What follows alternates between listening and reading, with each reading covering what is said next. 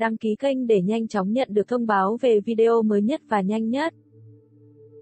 Trong tiết mục cuối năm vừa qua, đoàn đội Ngô Thư Hân vốn đã sắp xếp người không chế bình luận rồi nhưng tiết mục của cô ấy diễn quá kém. Ngay cả fan cũng chống đỡ không nổi, đoàn đội đành bất lực nhìn cô ấy bị chê bai, nhiệt độ và tài nguyên của cô ấy cũng không tệ, tính cách phóng khoáng. Có cảm giác tống nghệ, rất nhiều tống nghệ đều đang mời cô sẽ tham gia chương trình truyền hình thực tế, người thắng cuối cùng. Ngô Thư Hân và Dương Siêu Việt hình tượng gần nhau, nên dẫn đến cạnh tranh không ít đại ngôn, nhất tỷ hoa sách là Ngô Thiến không phải Ngô Thư Hân, nhưng mà trên vấn đề nhân khí thì lại là cô ấy. Đối thủ của Ngô Thư Hân gần đây đang dọn sẵn một đợt hắc cho cô.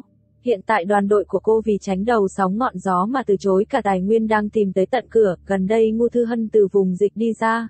Cô ấy không tiến hành tự cách ly vì dịch bệnh dẫn đến nhiệt độ rất cao, đoàn đội vì muốn lấy lại danh tiếng nên phải đăng bài thanh minh. Chuyện này có thể bị lên men lớn như vậy là do đối thủ cũng đang đầy hot search hắc của cô, chuyện này tiếp tục lên men sẽ tổn hại bia miệng của cô rất nhiều. Cộng thêm việc đối thủ phát lại bản thảo mẹ của cô là lão lại, nợ xấu, để dẫn dắt dư luận dẫm duyên người qua đường của cô. Bản thân của Ngô Thư Hân đã xin lỗi, đoàn đội về sau sẽ không đáp lại chuyện này nhằm tránh lên men, gần đây cô ấy bị phe đối diện nhắm vào rất kịch liệt. Các loại tin tức không tốt liên tục xuất hiện, việc đứng ra giải thích cũng không có tác dụng, các tin xấu vẫn liên tiếp bị đào lên. Đoàn đội cô ấy muốn ép xuống cũng không được, tài nguyên gần đây của cô ấy lại bị rớt rồi, vốn sẽ tham gia một vài tiệc tối, hiện tại rất có thể sẽ bị loại bỏ. Cũng vì thế bộ phim cô ấy hợp tác cùng Vương Hạc Đệ không thể xúc tiến việc chiêu thương, Thương Lan Quyết coi như là bánh ngon, Ngô Thư Hân và Vương Hạc Đệ đóng chính. Do Y Tranh, đạo diễn Đại Tống Tiếu Niên Chí chỉ đạo, The Night tham gia ghi hình chương trình Xuân Vãn của Đài Hồ Nam, Ngô Thư Hân và Dụ Ngôn vắng mặt. Show thực tế chủ đề tình yêu mới của IQIYI mang tên Chúng ta viết về tình yêu đi, dự tính mời 3 cặp nghệ sĩ, trong đó Trương Hàn và Ngô Thư Hân là một cặp.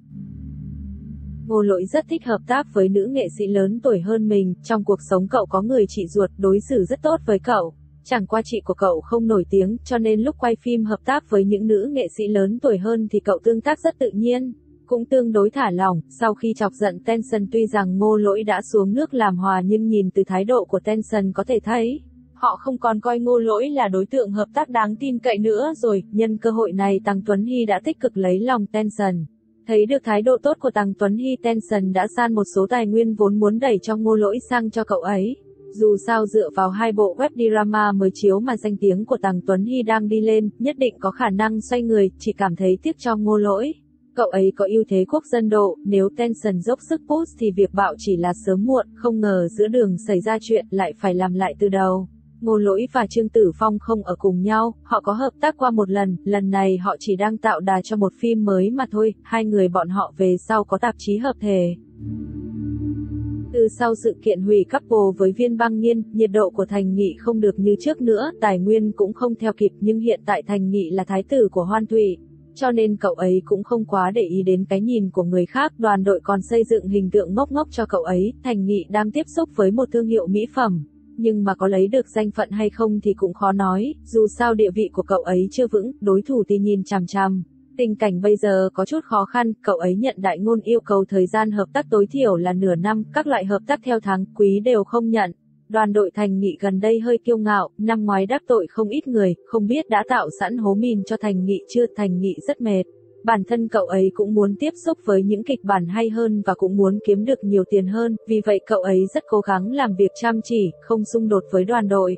Tuy rằng cậu ấy nhờ phim cổ trang huyền huyễn mà thành danh nhưng trong thời gian ngắn cậu ấy sẽ không nhận phim cùng đề tài.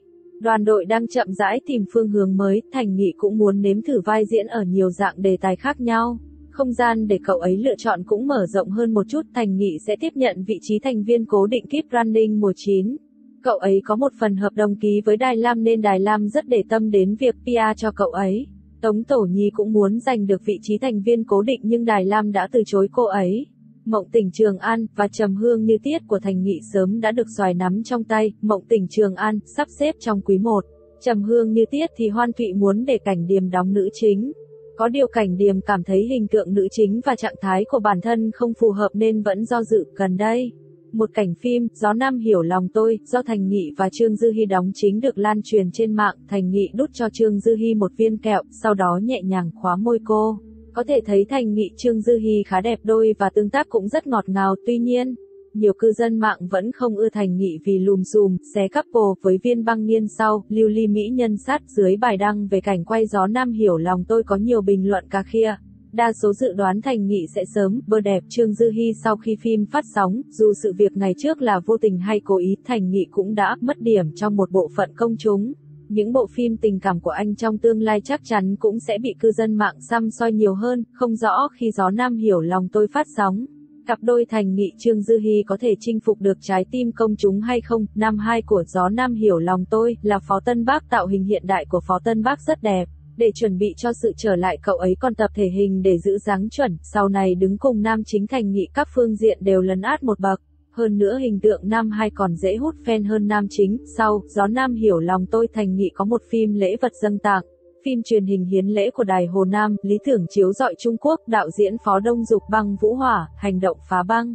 Biên kịch Lương Chấn Hoa, gia đình Macau, diễn viên chính có Thành Nghị. Tháng 1 khai máy. Nội dung, bộ phim do Tổng cục Quảng điện ra đề mục tổ chức. Chỉ đạo trọng điểm, công ty Hồ Nam quảng bá truyền hình điện ảnh nhận chế tác tuân theo suy nghĩ, nhân vật nhỏ chính năng lượng, hoài bão lớn, để sáng tác. Lấy chủ nghĩa hiện thực làm lý niệm sáng tác, thuật lại 40 câu chuyện trong 4 giai đoạn lịch sử. Hoan Thụy giúp Thành Nghị nhận một bộ phim dâng tặng của Đài Hồ Nam. Mục đích là để xây dựng hình tượng can chính Miêu Hồng được giới chủ lưu yêu thích cho anh ấy. Thành Nghị còn có đại ngôn sắp tuyên bố. Bộ phim tiếp theo của Thành Nghị tạm định Trầm Hương Như Tiết, cũng coi như là đại IP, phim do Cảnh Điềm và Thành Nghị đóng, dự định tháng 3 khai máy. Gần đây, có nguồn tin tiết lộ Vương Nhất Bác sẽ được mời tham gia đêm hội mùa xuân của CCTV. Ngay khi tin tức được đưa ra, nó đã gây ra những cuộc thảo luận và nhiều lời chê cười của cư dân mạng. Theo như tin đồn được đưa ra thì các diễn viên nổi tiếng hiện nay như Lý Hiện, Nhậm Gia Luân và Vương Nhất Bác sẽ tham gia chương trình đêm hội mùa xuân của Đài truyền hình Bắc Kinh, hay còn gọi là Xuân Vãn. Là một chương trình do Đài truyền hình Trung ương tổ chức thì đương nhiên sẽ có nhiều quy định nghiêm ngặt, nghệ sĩ được mời tham dự phải có sức ảnh hưởng lớn đối với công chúng trong năm qua. Cho nên để được đứng trên sân khấu của Xuân Vãn không chỉ là vinh dự của nghệ sĩ mà còn khiến họ đến gần với khán giả. Còn một tháng nữa là diễn ra sự kiện, nhưng cho đến hiện tại các nghệ sĩ tham dự hay các buổi trình diễn vẫn còn là một ẩn số. Từ khi có tin đồn lan truyền Vương Nhất Bác sẽ tham dự Xuân Vãn đã khiến cư dân mạng bàn luận xôn xao trên mạng xã hội. Trước đó, nhiều cư dân mạng đã nghi ngờ về học lực của nam minh tinh. Được biết anh đã ra nước ngoài làm thực tập sinh khi còn trẻ và chưa hoàn thành chương trình giáo dục bắt buộc ở Trung Quốc. Một nghệ sĩ giải trí chưa có học thức đầy đủ như vậy chắc chắn khi lên Xuân Vãn sẽ khơi dậy sự bất mãn và chê cười từ khán giả. Hơn năm qua, Vương Nhất Bác dựa vào bộ phim truyền hình Trần Tình Lệnh mà có lượng fan hâm mộ đông đảo. Không chỉ vậy, anh luôn là cái tên mà các nhà quảng cáo, phim ảnh, thời trang tìm đến. Đây là lần đầu tiên Vương Nhất Bác được mời tham gia Xuân Vãn của Đài truyền hình Trung ương, CCTV. Đoàn đội của anh đã chuẩn bị và chờ đợi thời khắc này từ rất lâu. Nếu nam minh tinh thực sự tham gia buổi sự kiện này, thì các nguồn dự án tiếp theo chắc chắn sẽ liên quan đến CCTV, địa vị và danh tính của anh trong ngành phim ảnh cũng sẽ vững chắc hơn bây giờ. Dù chưa có thông báo chính thức về dàn nghệ sĩ xuất hiện trong đêm gala mừng xuân năm mới của Đài Bắc Kinh, nhưng anti-fan của Tiêu Chiến đã bắt đầu trò chơi tẩy chay anh. Nếu 2020 là một năm đầy trắc trở thử thách và thậm chí gặp phải không ít hành động tẩy chay của anti-fan thì 2021 là một năm hoàn toàn mới của Tiêu Chiến. Vừa qua, anh nhận về một thân phận mới cho nhãn hiệu sữa nổi tiếng và người hâm mộ của anh cảm thấy rất vui mừng. Nếu trước đó, anh chỉ là người đại diện cho một dòng sản phẩm của thương hiệu sữa này thì hiện tại, anh được quý công ty trên chọn làm người đại diện cho toàn bộ sản phẩm của mình. Cách đây không lâu, anti-fan đã tung tin đồn rằng Tiêu Chiến sẽ tham gia gala mừng xuân của Đài Bắc Kinh và còn cho hay sự kiện sẽ ghi hình vào ngày 24 tháng 1. Dù chuyện này vẫn chưa có bất kỳ thông báo chính thức nào từ nhà đài nhưng anti-fan đã ra tay tẩy chay trước. Anti-fan của Tiêu Chiến gọi đến mảng chăm sóc khách hàng của nhà đài Bắc Kinh và phàn nàn nhà đài việc nhà đài mời nghệ sĩ vướng tin đồn tiêu cực. Đối với hành động thái quá này, Đài Bắc Kinh đã xử lý bằng cách chuyển tiếp cuộc gọi thật nhiều lần và sau đó không ai bắt máy. Cách tiếp theo là nói nhỏ nhẹ với khách hàng sẽ xử lý tình hình này. Có cư dân mạng cho rằng hai số điện thoại chăm sóc khách hàng và hotline của Đài Bắc Kinh gần như không hoạt động và số lượng người gọi đến làm phiền khá ít. Do đó Đài Bắc Kinh vẫn chưa nhận được bất kỳ thông tin tẩy chay.